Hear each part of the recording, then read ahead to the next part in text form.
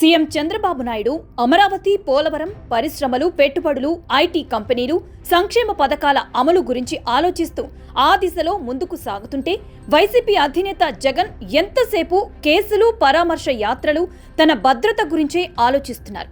రాష్ట్రంలో మరే సమస్యలు లేనట్లు పార్టీ నేతల చేత కూడా వాటి గురించే మాట్లాడిస్తున్నారు.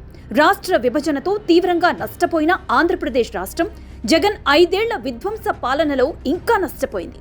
కనుక చాలా వేగంగా రాష్ట్ర అభివృద్ధి జరిగితే తప్ప ఈ సమస్యలలో నుంచి రాష్ట్రం బయటపడలేదు. ఉదాహరణకు కేసీఆర్ చేసిన అప్పుల కారణంగా తెలంగాణ ఆర్థిక పరిస్థితి దెబ్బతిందని, ఆ కారణంగా అభివృద్ధి పనులకు ఆటంకం ఏర్పడుతోందని ఆ రాష్ట్ర సీఎం రేవంత్ రెడ్డి పదే పదే చెప్తున్నారు. ఏడాదిన్నర పాలనలో రాష్ట్రంలో ఒక్క అభివృద్ధి పని మొదలు పెట్టలేదని బీఆర్ఎస్ పార్టీ విమర్శిస్తుండటం గమనిస్తే సీఎం రేవంత్ రెడ్డి చెప్పింది నిజమే అని అర్థమవుతోంది. అయితే జగన్ ఆర్థిక విధ్వంసం వలన ఆంధ్రప్రదేశ్ పరిస్థితి తెలంగాణ కంటే ఇంకా దయనీయంగా ఉంది. కనుక రాష్ట్రానికి సంబంధించినంత వరకు ప్రతిరోజు చాలా అమూల్యమైందే. కనుకనే సీఎం చంద్రబాబు నాయుడు కాలాన్ని సద్వినియోగం చేసుకుంటూ కేంద్రంతో ఉన్న సంబంధాలు వినియోగించుకుంటూ రాష్ట్రాన్ని అభివృద్ధి చేసేందుకు శతవిధాలా ప్రయత్నిస్తూనే ఉన్నారు. జగన్ పాలన చూసిన తర్వాత రాష్ట్రంలో పరిశ్రమలు, పెట్టుబడులు పెట్టేందుకు ఎవరూ ముందుకు రావడం లేదు. కానీ సీఎం చంద్రబాబు నాయుడు వారితో ముఖాముఖి మాట్లాడి వారిలో జగన్ ఫోబియా పోగొట్టి రాష్ట్రంలో పరిశ్రమలు, పెట్టుబడులు పెట్టేందుకు ఒప్పించి తీసుకువస్తున్నారు. మరోపక్క జగన్ ముఖ్యమంత్రిగా చేసిన విధ్వంసం చాలదన్నట్లు ప్రజల చేత తిరస్కరించబడినా నేటికి ఆంధ్రప్రదేశ్ రాష్ట్రానికి నష్టం కలిగిస్తూనే ఉన్నారు.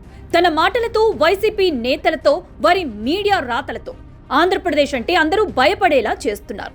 ప్రజలు ముఖ్యమంత్రిగా అవకాశం ఇచ్చినా జగన్ తన సమర్థత నిరూపించుకోలేకపోయారు.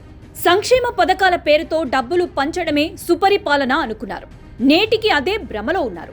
ఆయన ఆ భ్రమలో ఉంటే ఎవరికీ అభ్యంతరం లేదు. కానీ ప్రతిపక్షంలో ఉన్నా కూడా రాష్ట్రానికి నష్టం కలిగించాలనుకోవడం, రాష్ట్ర ప్రతిష్ట మంట కలపాలనుకోవడం చాలా దుర్మార్గమే కదా.